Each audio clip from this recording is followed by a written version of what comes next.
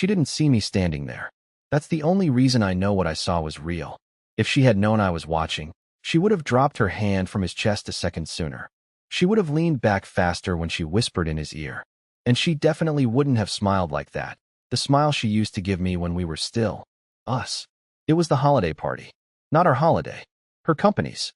You know, the ones with the stupid ice sculptures and signature cocktails named after projects they're passionate about. She made me promise I'd come this time, said I'd love it, said it would be good for us. That should have been the first red flag. Something about the way she said us, like it was a fragile antique she wasn't sure she still wanted on her shelf. I arrived an hour late because, apparently, I still have faith in public parking downtown. I was sweating through my cheap dress shirt when I got there, but I tried to act like I had it together. I didn't even get a drink. I was walking toward the bar when I saw her near the back wall. Under those pretentious little fairy lights they hang at every fake corporate, intimate event. She was laughing. Glowing, actually. And then I saw who she was glowing at. Some guy? Tall. Tan. Rolled up sleeves. The kind of guy who smells like overpriced beard oil and calls your wife, kiddo, even though you've never met him. And she had her hand on his chest, just resting there like it belonged. I froze. Not because I was angry, yet, but because I recognized the look on her face. It was joy. Pure, unfiltered, careless joy. And I hadn't seen her look at me that way in over a year. I stood there long enough to realize this wasn't the first time she'd touched him like that. When she finally turned and saw me, oh, then she moved her hand. Like it had landed there by accident. Like it was no big deal. She waved me over. And I walked away. I didn't go to her. I didn't make a scene. I didn't even tell her I saw it. I just left. Walked down 3 flights of stairs, out past the valet who asked if I was okay, and sat in my car for 27 minutes with the heater blasting and my fists clenched so hard they left crescent moons in my palms. And when I finally started the engine, I knew I was never going back to that version of my life. I was done pretending. I was done being the husband who waits politely for his wife to come home smelling like someone else's cologne and calling it team bonding. I didn't text her. I didn't call. I just drove home, opened my laptop, and submitted my resignation to the job I hated but kept because it made her feel secure. I chose me, for once. She came home 3 hours later, drunk on laughter and gin. I was packing a bag in silence. She asked what I was doing. I said one line. If he's just a friend, you should be fine waking up without me. And I walked out. The next morning, I expected silence. Maybe a cold text. Maybe nothing at all. But instead, I woke up to 15 missed calls and a string of messages that started calm and got progressively more frantic. Can we talk? Turned into this isn't fair. And then, why are you doing this? Followed by the one that finally made me laugh in disbelief. You're blowing this out of proportion. I didn't respond. I was sitting in a cheap motel 15 miles away from the city, sipping bitter coffee from a styrofoam cup, staring at the peeling paint on the wall and wondering how long she'd been lying to me. You know what's wild? It wasn't even the touch. It wasn't the whisper or the laugh or even the smirk that guy gave me when he finally noticed I was watching. It was the ease. The ease with which she did it all. Like she'd done it before. Like she wasn't afraid of being caught because there was nothing to catch. Because in her mind, it was already normal. Around noon, she showed up at my sister's house. That's where she assumed I'd go. But I wasn't there. I watched through the Ring camera as she stood at the door, pretending to be calm. Pretending not to be shaking. She told my sister she just needed to clear up a misunderstanding. My sister, God bless her, told her I didn't want to be found unless I made that decision myself. Lorna forced a smile, thanked her politely, and walked off with clenched fists. That night, I finally picked up her call. I shouldn't have, but curiosity is a disease when your heart's been messed with. Her voice came through shaky, full of rehearsed innocence. She said she didn't know what I thought I saw, but that it wasn't what it looked like. Classic. I asked her how long she and Niles had been just friends. She sighed, said I was being insecure, that I was always jumping to conclusions, that I needed therapy. I almost hung up. But then, her voice cracked. Just a little. Barely there. She asked me where I was. Begged me to come home and talk in person. Said we needed to fix this. That she'd do anything to fix this. That's when it hit me. If nothing happened, if she really believed I was just being irrational, why was she scared? Guilt has a tone, and I heard it hiding under her words. So I gave her a chance. I told her I'd come back, under one condition. Total honesty. I wanted every message, every call log, every picture, everything between her and Niles laid out in front of me. No lies, no filters. She hesitated, said it felt invasive, said she didn't want to set that kind of precedent in our marriage. I said, there won't be a marriage left if you don't. She hung up. That was her answer. She didn't call back, didn't text. Radio silence. 2 days later, I got a message from a number I didn't recognize. It was a screenshot. Just one. A text thread between her and Niles. Dated 2 months ago. Niles, you sure he won't find out? Lorna, not unless you say something. He still thinks I'm working late. No explanation. No sender name. Nothing. I stared at that screen until my hand went numb. And just like that, the floor I was standing on collapsed. I didn't reply to the unknown number. I didn't need to. That single screenshot had already done its job.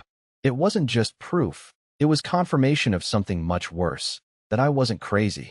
For months, maybe longer, I'd been living inside a version of reality she carefully edited for me.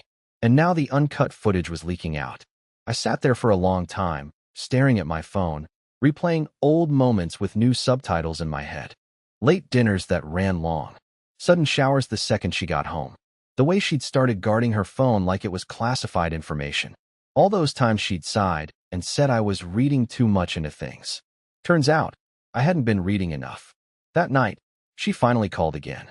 Different tone this time. Quieter. Slower. Like she was testing each word before letting it leave her mouth. She said she heard I'd been getting messages and wanted to know who was trying to sabotage us. I asked her one question, just one, and it sucked all the air out of the conversation.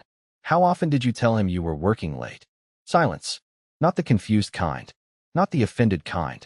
The kind where someone is doing mental math at high speed, trying to calculate how much damage control they can still manage. She eventually said she didn't remember, that it wasn't fair to interrogate her, that I was acting like a different person lately. That part stung, because she was right. I was different. I was finally awake. I asked her if she'd ever brought him into our house. She laughed nervously and said, of course not. A second too fast. Then she changed the subject and started crying. Actual crying this time. She said she felt abandoned. Said I walked out instead of fighting for us. Said my quitting my job was reckless and selfish and proved I wasn't thinking clearly. I almost apologized. That's how trained I was. But then I remembered the text. He still thinks I'm working late. I told her I needed space. Real space. Not the kind where one of us sleeps on the couch and pretends it's temporary. I hung up before she could twist the knife any deeper. The next day, I went back to the apartment while she was at work. Not to reconcile. To retrieve the rest of my things. I moved quietly, like a guest who overstayed his welcome. And that's when I found it. Not a hidden phone. Not lingerie. Something worse. A small gift bag shoved behind winter coats in the hall closet. Inside was a mug. Black ceramic. Gold letters. An S. On the bottom, written in marker, were the words, "For surviving late nights together." I stood there holding it, feeling ridiculous for shaking over something so stupidly small. But that mug wasn't meant for me. It wasn't meant for the house. It was meant to be hidden, preserved, like a souvenir. When I left, I didn't take the mug. I left it exactly where it was. I wanted to see if she'd notice. I wanted to know how often she went back there, checking on it, like a secret shrine. That evening, she called again. Angry now. Said she knew I'd been in the apartment. Asked what I was looking for. I told her I found something. She asked what. I said nothing and waited. Her breathing changed. That was all the confirmation I needed. She started explaining without me asking. Said it didn't mean anything. Said gifts didn't equal cheating. Said emotional connections weren't physical ones. Said I was throwing away years of marriage over misinterpretations. I told her I wasn't throwing anything away. I was just done holding it by myself. And then she said the one thing I'll never forget. If you hadn't been so withdrawn lately, I wouldn't have needed someone else to talk to. I hung up and blocked her number. That night, I slept better than I had in months. Not because it didn't hurt, but because the truth finally stopped moving. And the next morning, I got another message from that same unknown number. This one wasn't a screenshot. It was an address. And a message underneath it. You deserve to know everything. If you want the full story, meet me here tomorrow. I stared at the screen, heart pounding, knowing that whatever waited for me there was going to change everything, again. And for the first time since I left, I wasn't afraid. I was ready. The address was in a neighborhood I'd never heard of, Elridge Street, on the west side, tucked behind a row of old duplexes and a laundromat that looked like it hadn't been opened since the 90s. I stared at it on the map for what felt like an hour. I must have zoomed in 20 times, hoping for some clue that would make the decision easier. I didn't even know who had sent the message. No name, no context, just, you deserve to know everything. I showed up 20 minutes early. I parked 2 houses down and sat there in my car, engine off, watching the front door like I was on a stakeout. It was a plain 2-story rental, beige with green trim. 1 porch light. No cars in the driveway. The windows were closed, curtains drawn. I almost left. I had one hand on the key when the front door opened, and he walked out. Niles. No suit this time. Just joggers and a fitted t-shirt. Hair messy like he'd just rolled out of bed. And he wasn't alone. A woman followed him out, maybe late 20s, holding a phone in one hand and keys in the other. She looked pissed. She was saying something fast and sharp, but I couldn't make it out. Niles looked like he was trying to calm her down, hands raised slightly, expression neutral. She got in her car and drove off. He went back inside without noticing me. 10 minutes later, my phone buzzed again. Same unknown number. Doors unlocked. Come in. Every nerve in my body screamed at me not to go, but I did. I got out, walked to the porch, hands sweating as I reached for the knob, and pushed it open. The house was quiet. Too quiet. Dim, with that strange stillness that only exists in places people live but don't love. I took 2 steps inside and heard a voice from the kitchen. You, Calvin? I turned the corner and saw her, the same woman from the driveway. She hadn't left. She was sitting at the kitchen table, one leg tucked under the other, an open laptop in front of her. Her eyes were tired, red-rimmed, but focused. Close the door, she said. I don't want him hearing us. I did as she asked. Sat across from her like I'd walked into a therapy session I didn't sign up for. I'm Mallory, she said. I was Niles' girlfriend. Until 2 hours ago. My mouth went dry. She didn't wait for me to catch up. I'm the one who sent you the texts, she said. I found your number in her call log. Lorna, I figured you should know, since, well, they weren't exactly good at covering their tracks. She turned the laptop toward me. The folder was already open. Dozens of screenshots, screen recordings, photos. I couldn't speak. I wasn't looking through his phone to be sneaky, she said. I was looking because I knew. You know that feeling, right? The one that sits in your gut and whispers, you're not crazy. Something is wrong. I nodded. She clicked on a video file. It was a screen recording of Niles' text messages. There she was, Lorna, my wife. The messages weren't flirtatious. They weren't even romantic. They were worse. They were intimate. Talking about me. About how I never take initiative. How I never challenge her. About how comfortable feels like a coffin. About how she wished I'd just leave already, but didn't have the nerve to be the one to end it. Every word was a blade. Mallory sat quietly while I watched, like she'd already cried her tears, and now she was just waiting for me to catch up. At one point, I actually laughed. A bitter, broken kind of laugh. Lorna had once told me I was the only person she could truly be herself around. Apparently, that wasn't a compliment. They were planning to move in together, Mallory said flatly. Not immediately, but she was going to ask you for space after New Year's. Let things cool down. Meanwhile, she was going to ease into this house like it was just a natural next step. I looked around. The kitchen was small. There were 2 mugs in the sink. One said Boss Babe. The other had my initials. My actual initials. She bought him a mug with my initials on it. Mallory smirked. That was mine. I gave it to him when we moved in together. Guess it survived the first betrayal. That's when it hit me. This wasn't just betrayal. It was routine for him. I stood up, stomach flipping, head pounding. Mallory didn't try to stop me. Just handed me a flash drive. Everything's on here. I'm done with him. You should be done with her. I didn't say thank you. I didn't say anything. I just left. I walked out of the house, out of that sick reality, into a version of my life I never expected to be living. I drove in silence, flash drive burning in my pocket like it weighed 100 pounds. And when I got back to my motel room, I plugged it into my laptop. The first thing I opened was a video. It started in their office break room. A party. Balloons. Cake. Lorna sitting on Niles' lap. Her hand under the table. Her smile not meant for me. And I realized, This hadn't started at the party where I saw them. It had started long before that. I didn't sleep that night. I watched every video, read every message. I went through the screenshots Mallory had collected like I was studying for some final exam no one ever warned me about. I wanted to find something, anything, that proved this was just a moment of weakness. A stupid mistake. But what I found instead was consistency. Routine. This wasn't some wild affair. It was structured, careful, and cold. The thing that gutted me most wasn't the flirting or the late-night visits. It was how often they talked about me like I was a problem to be solved. Like I was a minor inconvenience they had to work around. Lorna actually wrote, "He's the kind of man who would never leave unless I made him think it was his idea." So she'd been planning it. The party, the distance, the arguments. She was orchestrating my exit. Gently, without getting her hands dirty. The next day, I sent her a message. Short and to the point. "I know. I saw everything. I don't want your side. I want your silence." I thought that would be the end of it. It wasn't. She showed up at my motel that evening. I was brushing my teeth when I heard the knock.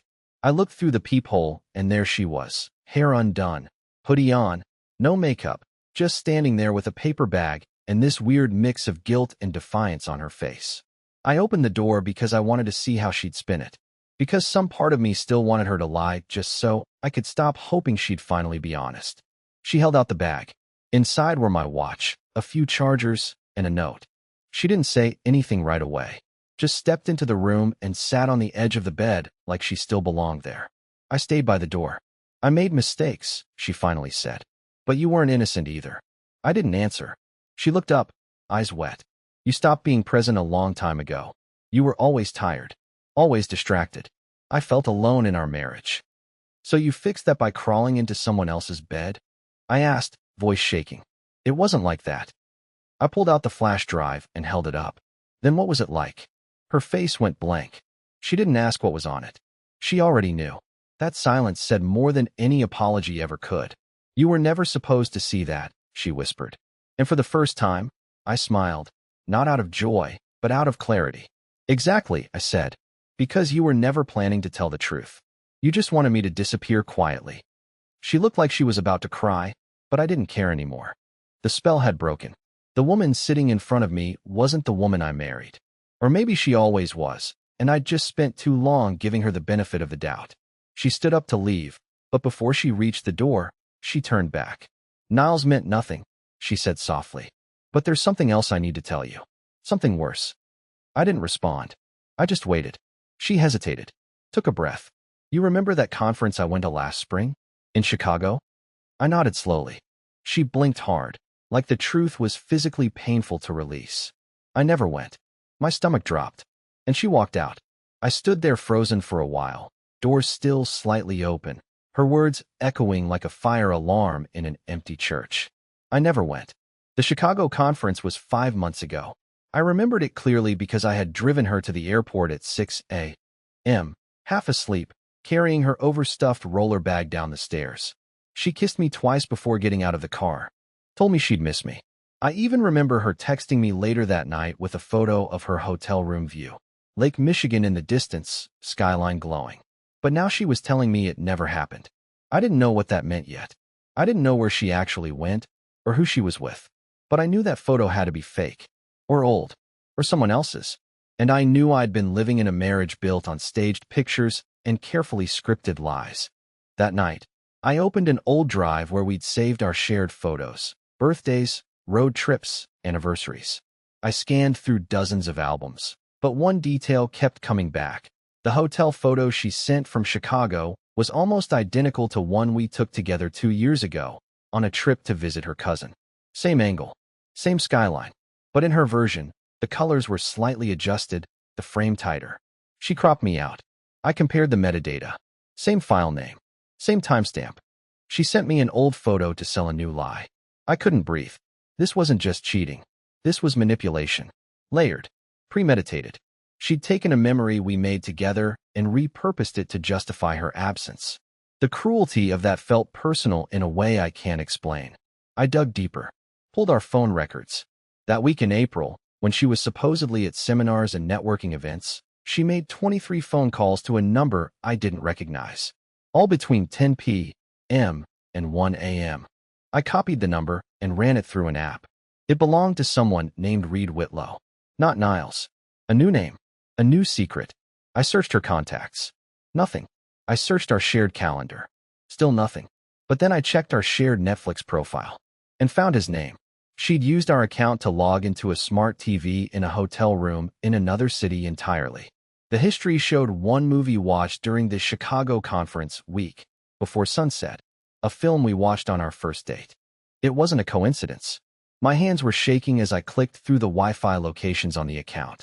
The IP pinged to a boutique hotel in Asheville, North Carolina. So she didn't go to Chicago. She went to Asheville with Reed.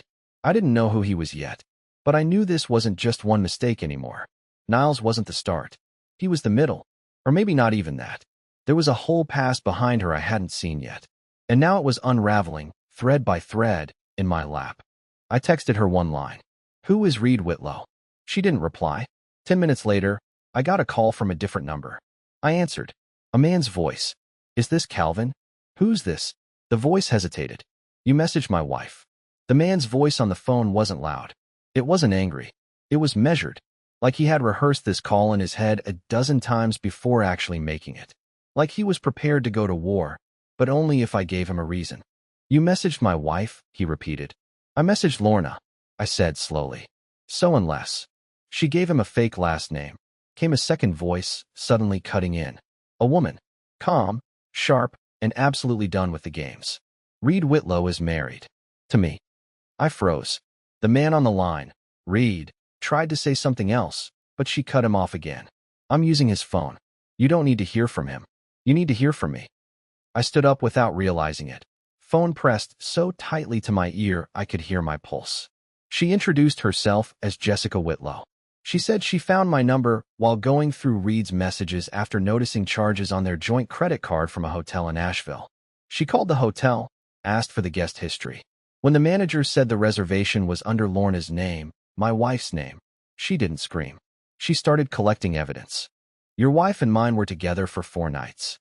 Room 208. Asheville." The receipt said honeymoon package. Honeymoon. I had to sit down. Jessica said she waited to reach out until she was sure she had something real. Then she asked if I had ever heard of a cabin in Big Bear. I hadn't. She told me to check Lorna's Venmo transactions. I did. There it was, buried between a pet grooming charge and a birthday gift for her niece, a payment to someone named Martha D., with the note, "Cabin W. Candice, an evil monkey." I'd asked her about that trip. She told me it was a girl's getaway with her friend Kyla. Even showed me pictures. But now I realized they were all selfies. No one else was in them. Jessica had tracked Martha D. through the payment. She wasn't a friend. She was the host of a private rental cabin that catered to romantic retreats. Lorna had been with Reed. Again. But here's where it got worse. Jessica said this had all been going on for over a year. That Lorna and Reed met at a regional marketing conference, kept in touch, and had been meeting in different cities every few months while telling their spouses they were on professional development trips. So while I thought my wife was out there improving herself, I muttered, she was just out there repeating herself. Jessica exhaled. "Look, I didn't call to make you feel worse. I called because I think we can help each other." I didn't know what that meant yet, but the way she said it gave me chills. "I'm leaving him," she continued. "Tomorrow. I already spoke to a lawyer. But if you want to do this right, if you want to hit back without lifting a finger, then I have an idea." I didn't respond. She waited. "I've got access to emails, locations, old calendars. Everything. You said you already walked out. That's good. That's strong. But trust me, you don't want to just walk away from this. You want to burn the map behind you." I didn't say yes. I didn't say no. But the next morning, I met Jessica in person. And what she handed me would make sure Lorna never saw it coming. Jessica's plan was brutal in its precision. No shouting. No scenes. Just clean, controlled exposure. She'd printed everything. Emails, photos, travel receipts, even a signed guestbook entry from the cabin in Big Bear, where Lorna had scribbled a heart next to her fake initials and reads. Jessica wanted one final confrontation. On our terms, not theirs. I didn't want revenge. I wanted clarity, closure, and just a little bit of dignity after being dragged through so many layers of deception that I honestly didn't even recognize who I had become in that marriage. I was tired of being the confused one, the apologetic one, the guy packing bags in silence while the person who betrayed him still got to call the shots. We chose a neutral space, Jessica's lawyer's office. Plain, sterile, quiet. Lorna arrived first. She looked tired but confident, probably thinking we were there to mediate or talk next steps. She sat down across from me and smiled like this was a performance she'd already rehearsed. Then Jessica walked in, dropped the folder on the table, and said, "He knows everything." Lorna blinked, once, twice, then reached for the folder like it might bite her. She flipped it open and went pale. No words. Just that look, like the ground had dropped out from under her chair. I didn't gloat. I didn't even look at her. I let her read. Then I stood up and placed a small velvet box on the table. Her wedding ring. The one she left in the bathroom drawer when she thought I wouldn't notice. "I'm not angry anymore," I said, finally meeting her eyes. "Just done." She opened her mouth like she wanted to explain, but no sound came out. Jessica stepped forward and handed her a second envelope, this one from her own attorney. Lorna looked at it like it was radioactive. "I'd advise you not to ignore this one," Jessica said. "It's not just a breakup anymore." And then we left. It's been 4 months since that day. My divorce was finalized quietly, without drama, because Lorna knew better than to drag it out after everything surfaced. Reed's job gone. Their reputations in their industries torched, but not by me, just by truth. The kind of truth that doesn't need yelling to echo. As for me, I moved cities, started fresh. I launched a small logistics consulting business. Nothing flashy, but it's mine. I rent a little place near the water, nothing fancy, just peaceful. And 2 weeks ago, I met someone. Not in a dramatic way, not some rebound, just a real person, with kind eyes and honest words. We're taking it slow. And I laugh again. Not the polite kind I used to fake when things felt off. Real laughs. I used to think walking away meant failure. But it turns out, walking away was the first real victory I ever gave myself. It was never meant for me. The words, the timing, the room, none of it was meant for me. I was just supposed to be asleep. But insomnia is a cruel gift. You lie there, watching the ceiling fan spin like it's got all the answers you don't. You count the shadows. You wait for sleep to show up, and it never does. So, that night, I got out of bed. Quiet, so she wouldn't hear. I didn't turn on the light. Just padded my way to the hallway, hoping to make it to the kitchen for some warm milk like I'm 80 or something. Then I heard her voice. Soft, measured, too soft to be a phone call, too steady to be a prayer. So I froze. She was in the dining room, sitting at the table, one dim light above her, her back half turned. She didn't see me, but I saw everything. Her wine glass, her hands trembling slightly, her lips moving with a confession that shattered 37 years of silence. She said, "I never told him. I thought I could take it to my grave." I thought she was on the phone at first, but then I saw no phone, no earbuds, just her, talking into the quiet like it was a trusted friend, maybe rehearsing a speech, maybe confessing to ghosts. I don't know. She went on. "It wasn't just once. It wasn't an accident. I made a choice, and I chose wrong." My heart started pounding like a drum in my throat. I pressed myself flat against the hallway wall like some idiot in a spy movie. 37 years married. I know her laugh, her anger, the way she folds towels. I thought I knew every single layer of this woman. But this wasn't her. Or maybe it was, and I'd never met her before. She kept talking, and he was right in front of me, all those years. And I still picked the other one. I told myself it was just emotional, that nothing physical happened. But that was a lie too. I wanted to interrupt. I should have just walked in and said, "Who the hell are you talking to?" But I didn't. I just stood there, let her keep going, because something in me needed to hear all of it. Unfiltered, not cleaned up for my benefit. And then came the line that broke me. When Garrett proposed, I was already 2 months pregnant. I swear the air left my lungs. Just vanished. We have 3 kids. I've never questioned paternity in my life. Ever. But she never said which kid. She never said a name. Just that one line. 2 months pregnant. Before I proposed. We were married at 23. We had our first child within our first year. That timing, it checks out. She kept talking. Quiet. Calm. Confessing to the empty room like it had earned the truth more than I had. And then, as if she could feel me there, she turned. We locked eyes. Her face froze. She didn't gasp. She didn't cry. She just stared at me like I was the ghost, not her. "Garrett," she whispered. You weren't supposed to hear that. I couldn't even form a sentence. My mouth opened, but nothing came out. 37 years. 3 kids. A house. Retirement plans. I had no clue who was sitting across from me now. And the worst part? She looked relieved. She didn't rush to me. She didn't cry. She didn't stammer out some excuse like I had expected, or maybe hoped she would. Lorna just sat there, hands folded, that same dim light casting half her face in shadow, and said, "You were going to find out eventually. I was just waiting for the right time." The right time? 37 years too late? I must have looked completely hollow because I couldn't sit down, couldn't move. My legs locked in place like I'd turned to concrete. I wanted to yell, but all I managed was a quiet, croaked, "Who?" She sighed. A long, steady exhale like she'd been holding her breath since the Reagan administration. "You don't know him," she said. "He wasn't from here. He was someone from college. It was before you. But then, he came back. Just for a little while. And I was confused. I thought I'd moved on, but I hadn't. Not fully." I stood there, watching her lips move like they belonged to a stranger. "Which one?" I asked. My voice cracked like old wood. "Which kid isn't mine?" She looked down. For the first time, she looked shaken. "I don't want to answer that," she whispered. I snapped.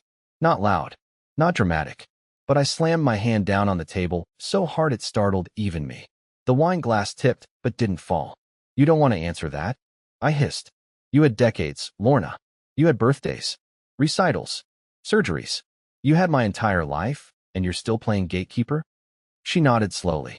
"Because I know once I say it, you'll look at them differently. You'll feel differently. Even if you say you won't, you will. That's the thing about lies. They grow roots. Deep ones. And by the time you try to dig them up, they've already wrapped themselves around everything you thought was real." My knees finally gave out, and I sank into the chair across from her. I stared at her hands. Hands that once held mine during childbirth. Hands that tucked love notes into my lunch for work. Those same hands now felt foreign. She reached across the table, not to comfort me, but to slide something forward. A small, weathered envelope. My name written on the front in handwriting I didn't recognize. Before he passed, he wrote this. "For you." He asked me to give it to you after he was gone, but I couldn't. I was afraid of what it would do. So he's dead. The man she once loved. The man who might have fathered one of our children. I stared at the envelope like it might burst into flames if I touched it. I didn't open it. Not yet. I couldn't. "I can't undo what I did," she said. "But I didn't do it out of hate. Or spite. I was young. And scared. And stupid. And once you proposed, I told myself I'd do better. That I'd bury it and never let it surface again." "Until tonight?" I asked. She nodded. "I've been rehearsing this moment for years. But you hearing it like that, it wasn't supposed to be like this." She looked tired. Not just physically, but soul-deep exhausted. And I hated that part of me still cared. Still wanted to fix something that might be broken beyond repair. The silence between us stretched on for what felt like an eternity. "I never stopped loving you," she said. I didn't answer. I couldn't. My eyes fell to the envelope again. My name. His handwriting. And a truth that had been sitting in our home, quiet and patient, waiting for this very night. I slid the envelope into my jacket pocket and stood. She didn't ask where I was going. And I didn't say, because I didn't know. All I knew was nothing in our life was what I thought it was. And I hadn't even opened the letter yet. I didn't open the envelope that night. I walked for hours instead, past dark houses and flickering porch lights, past the gas station where teenagers loitered like ghosts, past the elementary school where I used to pick up my daughter, my maybe daughter. The envelope stayed in my jacket pocket, but it felt like it was burning a hole straight through to my ribs. Every time I reached for it, something in me recoiled. Like if I opened it, I'd be opening a door that could never be shut again. At around 3 a.m., I finally went back home. The lights were off. Lorna had gone to bed, or pretended to. I didn't check. I went straight to the garage and sat on the dusty workbench that used to be my sanctuary. It still smelled like oil and cedar. Still had the broken drawer I never fixed. Everything around me was frozen in time, but I wasn't. My hands finally moved on their own. I pulled the envelope out, tore it open like I was ripping off a bandage. The letter was dated 11 years ago. It had been sitting in our house for over a decade, untouched. I didn't recognize the handwriting. Sharp letters, all caps, like someone trying to stay calm through chaos. Garrett, it began. Just my name. No dear. No warmth. I'm not writing this to ask for forgiveness. I don't deserve that. I just want you to know the truth from me, not from her. My stomach turned. I kept reading. I met Lorna before you did. We were both 20. We were stupid, reckless, and everything felt like the end of the world. I wasn't a good man. I was married. She knew. I lied to both of them. Then I left town. I thought that would be the end of it. But when I came back for a funeral years later, she showed up at the cemetery. I froze. A funeral? I racked my brain. Who had died back then? Was I there? She told me she was married. Said she had a beautiful life. That she didn't need me. But we talked. For hours. And then, yeah, we made another stupid decision. One that changed everything. The words felt like punches. My chest tightened as I kept going. She told me she was pregnant a few weeks later. Said she was sure it was yours. I wanted to believe that. Maybe I needed to. I had destroyed enough. But after seeing pictures over the years, I'm not so sure. I stopped reading. I looked down at the letter like it was written in poison. Pictures. He'd seen pictures? What pictures? Did she send them? Did he spy on us? Was it some twisted ritual for him, to watch from the sidelines while I lived his maybe life? I stayed away. The letter continued. Because that was the deal. She said she'd give the child your name, your love, your protection. And I was to disappear. So I did. Until I got sick. Cancer. Lorna said he died of cancer. I guess that part was true. I'm not writing this to take anything from you. If you raise that child, then they are yours. In the only way that matters. But if they ever ask, tell them I love them from afar. Even if I didn't deserve to. That was the end. No signature. Just a hollow silence at the bottom of the page, like the writer had run out of air and time at once. I didn't cry. I didn't scream. I just sat there, eyes locked on the letter, feeling like my entire life had been edited by someone else, and I was just now getting to read the director's cut. One where love and lies coexisted in the same house, under the same roof, in the same damn bed. And still, the question I dreaded most kept echoing in my skull like a warning siren. Which child was it? There was no name in the letter. No hint. Just a brutal void where that answer should have been. And now, with everything I knew, or thought I knew, twisted into something unrecognizable, I was faced with a decision I never thought I'd have to make. Do I confront my children? Do I ask for a DNA test? Do I risk shattering them the same way I've been shattered? Or do I carry the secret, like she carried it, for 37 years? I looked down at my hands. The same hands that held them when they were born, when they scraped their knees, when they cried over bullies or heartbreaks or bad grades. They felt like my kids. Every part of me still screamed that they were. But now I wasn't sure if my heart could trust my memory. And then I heard the floorboards creak above me. She was awake. And she was coming down. The door creaked open slowly, like even it didn't want to interrupt the moment. I didn't move. I just sat there in the garage, the letter still clutched in my hand, the cold from the cement creeping up through my boots. Then she stepped in. Lorna, wearing that same robe I bought her last Christmas. Hair tied up. No makeup. Her face pale but calm, like she had rehearsed whatever was about to come next. She stopped when she saw me. I didn't look at her. I looked past her, at the old, dented toolbox on the shelf. The one I hadn't opened since our son, whichever one of them is ours, helped me install the new kitchen sink last fall. She whispered, I thought you'd be gone. I didn't answer. She stepped forward. Did you read it? I held up the letter like a warning. He saw pictures. What pictures? Her mouth opened, then shut. For a moment, she looked ashamed. She nodded slowly. I sent him one, maybe two. When the baby was born, I just needed him to see that I did something right with the mess we made. That the baby was healthy. Loved. I could feel the heat rising in my chest again. So he watched us from a distance while I raised his child? She flinched. I told him to stay away. And he did. I promise you. Garrett, he never came near. He never called, never visited, nothing. That letter was the last thing.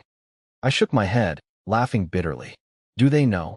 She hesitated just a second too long. Lorna, do they know? No, she said quickly. No, they don't. I never told them. I didn't want to confuse them. Or break them. I stood up, and for the first time since this nightmare began, I looked her in the eyes. So you gave them stability. Love. A father who was in their life every day. But you also gave them a lie. She nodded, barely. I felt like my own skin didn't fit anymore. Like I was standing in a house built by someone else, for someone else, and I'd just been renting space in it this whole time. Then she said something I didn't expect. I never stopped loving you. Even when I was lying. Even when I hated myself for it. It didn't comfort me. It didn't soften the blow. It made it worse. Because I believed her. That's the sickest part. I still loved her. And I hated myself for that, too. She reached out, gently, carefully, like I might break apart at a touch. Please don't tell them. Not yet. Please. Let me be the one to do it, if it comes to that. My hands curled into fists. Not out of rage, but out of helplessness. Because I didn't know what was right anymore. Telling the truth? Protecting them? Protecting myself? I walked past her. Back into the house. I didn't sleep that night. I sat on the couch until the sun came up. And every second, I thought about the same thing. If I didn't even know the truth about the people I loved most, what else had I missed? And if this secret lived for 37 years without ever making a sound, how many more were still buried in the silence? That morning, everything looked the same, but nothing felt real. The coffee machine hissed. The birds chirped outside the kitchen window. Lorna made toast like she always did, like it was just another Tuesday. But now every movement, every sound, grated against me like sandpaper. She hummed a little tune, the same one she always did when the kitchen got quiet. Before, I used to think it was cute. This time, it made my jaw clench.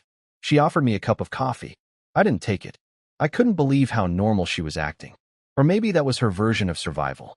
Pretending like nothing had changed while my entire world was flipped upside down. I kept expecting her to fall apart, to beg or scream or weep, but she didn't. She was composed, measured, like a lawyer presenting her case to a jury. The jury being me. I stared at her across the table and asked the one question I had been avoiding. Do you regret marrying me? She paused for a moment, buttering her toast like she needed a task to keep her hands busy. No, she said. I regret lying to you. I regret letting fear control me. But I don't regret you. It sounded like the right thing to say. It probably was. But it didn't feel like enough. Because the truth was, I started questioning everything. Every good memory now had a shadow. Every family photo had an invisible crack running through it. Even the day our first child was born, the happiest day of my life, was now infected with doubt. I left the house around noon. I told her I was going for a walk, but I ended up driving around aimlessly for hours. No radio, no phone, just the ticking sound of my blinker when I forgot to turn it off. I drove past the park where we used to take the kids. I stared at the slide our youngest broke his arm on. I used to remember the scream. Now I just wondered if that pain belonged to a child that was even mine. Eventually, I parked near the post office. Not sure why. Maybe it was muscle memory. Or maybe some sick part of me hoped I'd find another letter waiting, some final piece of the puzzle. But there was nothing. Just a long line of strangers, all going through motions they probably trusted. I sat in the car for nearly 40 minutes before calling someone I hadn't spoken to in months. My brother, Kent. He picked up fast, probably surprised to see my name. Garrett, he asked. You okay? I didn't answer at first. Just sat there breathing. Garrett? I don't know who my kid is, I said. Blunt. Flat. I didn't have the energy to sugarcoat it. There was a long silence. Then Ken asked carefully. You mean metaphorically? No, I said. I mean literally. That was the first time I told anyone. And once I did, I couldn't stop. I unloaded everything. The letters. The night I overheard her. The envelope. The damn pictures. Kent didn't interrupt. He let me speak. That's what brothers do, I guess. Listen even when they can't fix anything. When I was done, he exhaled hard. Do you want my opinion? He asked. No, I said. But I need it. He didn't hold back. You've got two choices. Either you keep digging and risk tearing the whole family apart, or you draw a line and protect what you've got left. I hated both options. Because either way, I lost something. Before hanging up, Kent said one last thing. Whatever you decide, just don't sit in limbo too long. That's where people rot. I sat there thinking about that line long after the call ended. Limbo. That's exactly where I was. Not furious. Not forgiving. Just frozen. And the worst part? When I pulled into the driveway later that evening, I saw Lorna through the window, smiling, laughing at something on the TV. And in that moment, I realized something that hollowed me out to my core. She had already made peace with this. She had carried the lie for so long that it had stopped feeling like one. I didn't walk straight inside. I sat in the car again, watching her through the front window like some stranger parked outside a stranger's life. She was leaning back on the couch, one leg curled under her, sipping tea and laughing at whatever late-night comedy show was on. There wasn't a single trace of guilt on her face. That smile, it used to mean something. It used to calm me down after a bad day. Now it felt like a weapon I hadn't noticed was being used on me for decades. I finally got out of the car, but I didn't go through the front door. I walked around to the shed. It had been years since I'd bothered to unlock it, but the key was still under the rock by the wheelbarrow.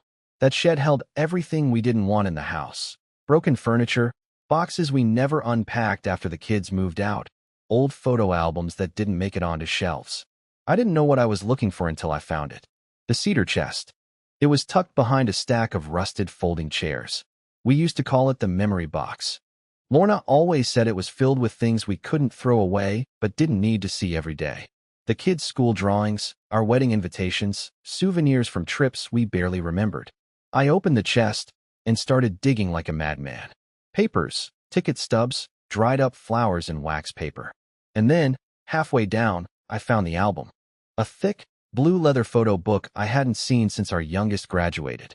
I sat cross-legged on the floor and flipped through the pages. At first, it was all the usual.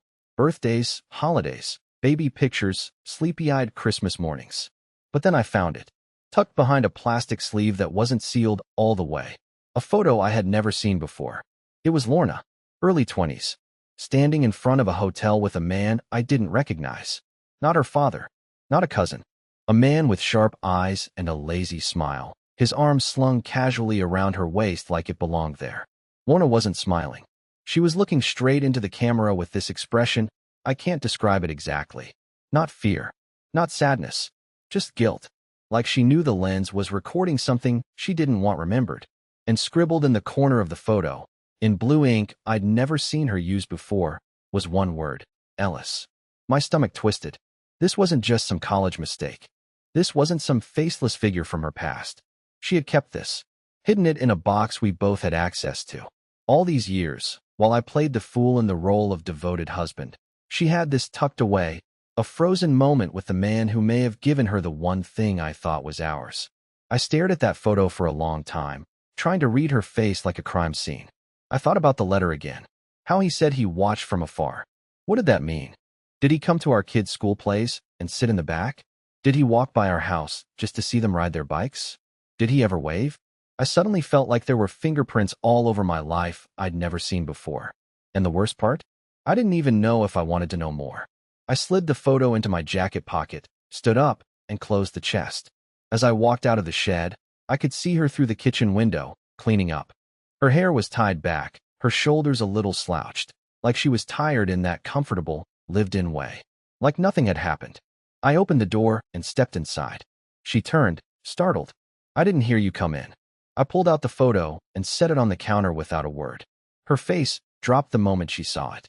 Not because she was caught, but because she remembered. Every detail, every shadow in that image. I thought I lost that, she said softly. You did, I replied, turning away. But I found it. And that's when she finally looked scared. Because she realized I wasn't just angry anymore. I was beginning to see her clearly for the first time in 37 years. And I wasn't sure I liked what I saw. The next day, we were supposed to have dinner with our daughter and her husband. We'd planned it weeks ago, nothing fancy, just a backyard cookout like old times. She was bringing homemade cornbread, and I had already picked out a wine I knew she liked.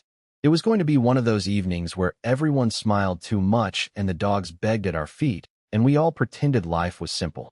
I canceled it that morning. Lorna didn't argue. She just nodded, like she had been expecting it. She didn't even ask me to reconsider, which somehow made it worse. We didn't speak most of that day. Not in anger, just in quiet resignation. She cleaned the kitchen. I raked the yard, even though there weren't many leaves. We moved like two strangers occupying the same house out of necessity. I kept replaying the same thought over and over in my head. If I had never walked down that hallway that night, would she have ever told me? Would she have carried that secret until her last breath and buried it in silence? And if she had, would I have ever noticed? That evening, I went back to the garage. I needed space, not because I wanted to think, but because I couldn't. My mind felt like a radio stuck between stations.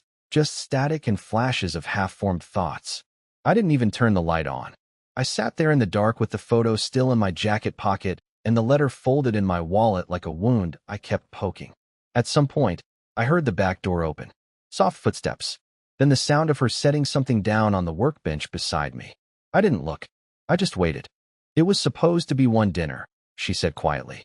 One final goodbye. He called me out of nowhere, said he'd be in town. I didn't tell you because I didn't think anything would happen. But it did. And then I was pregnant. And I convinced myself it was yours. I needed it to be yours. I finally turned to her. Why didn't you tell me after he died? She didn't answer right away. Then, in a voice barely above a whisper, she said, because he asked me not to. He said the truth would hurt you more than the lie ever did. And I agreed. I laughed, but it wasn't a real laugh. That was kind of him. She winced. I know how it sounds. But I thought I was protecting you. I thought if I just loved you harder, longer, better, it would make up for it. That line hit me harder than I expected. Because the awful truth was, she did love me well. She was a good wife in all the ways that mattered. Supportive, loyal, or so I believed. Present. She had been my rock through health scares, job losses, and funerals. And now, I had to face the unbearable contradiction that someone could betray you and still mean every I love you they ever said. She stepped back, and that's when I noticed what she'd placed beside me.